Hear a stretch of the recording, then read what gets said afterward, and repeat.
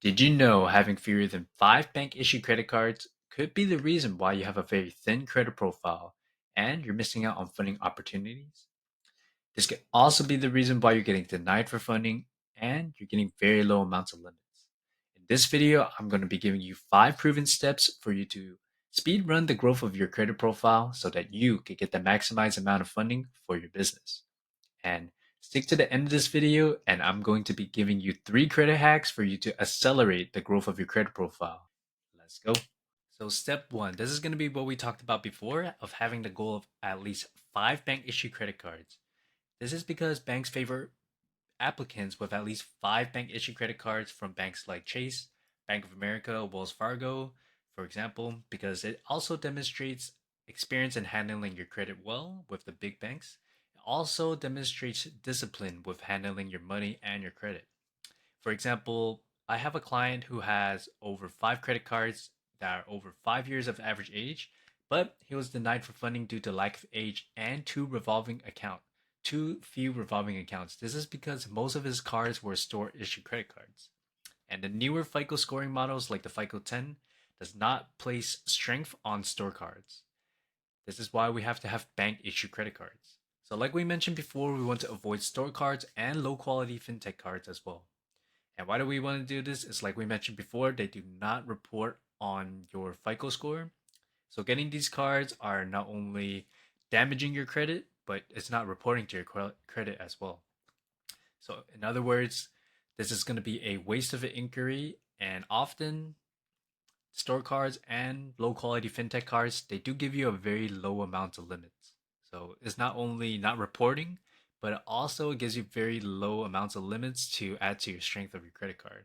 So let's avoid this and start building relationships with the big banks as well. And I like to mention some examples of store cards are like Kohl's, Barnes and Nobles, Lowe's, something like that. They're going to be less valuable because you could only use these cards with the specific stores as well. So it doesn't really help you to show financial discipline on your credit reports as well. So our third step is to diversify lender relationship. What does this mean? It means to not get multiple cards with the same bank unless they're giving you a great reward or bonus. And why do we want to diversify our relationships? This is because building relationships with multiple banks does increase your approval chances and funding opportunities in the future when you're doing business funding.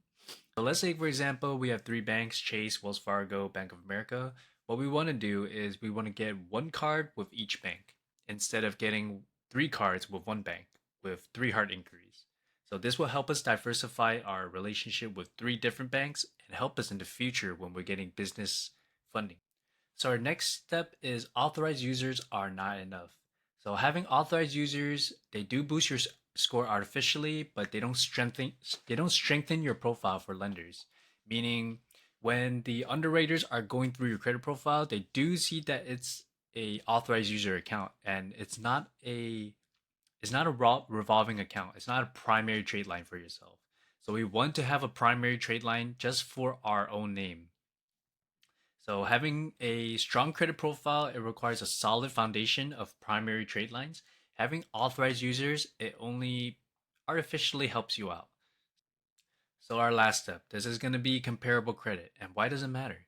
So banks like to use your existing credit limits as a benchmark for approving higher limits. So if you have only $1,000 limit on the personal side, on the business side, they're not going to approve you for 50K.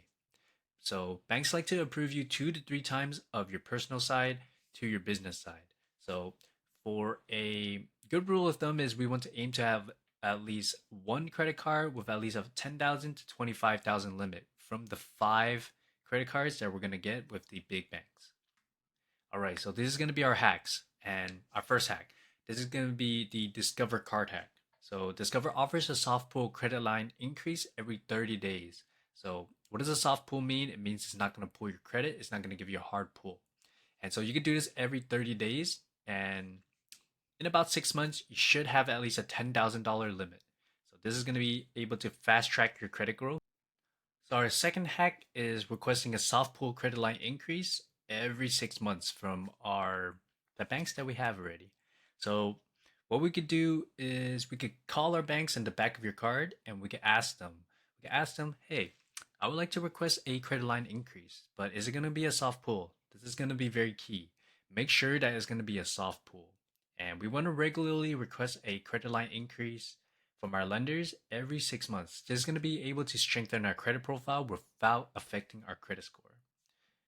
So our last hack is going to be called the smart funding sequence. I do this with my clients when we're building out our personal credit and we're getting business funding as well. So what we do is we get some business funding, but while we're doing that, we also do a half and half of personal credit as well.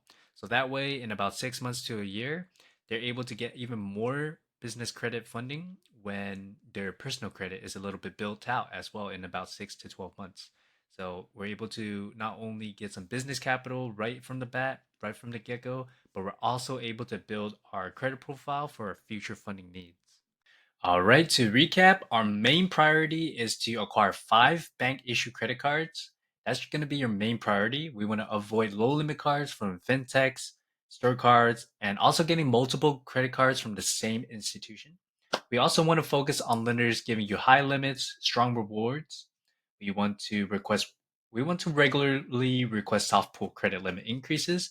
And the last thing is we want to build our credit profile to stand on its own without having an authorized user.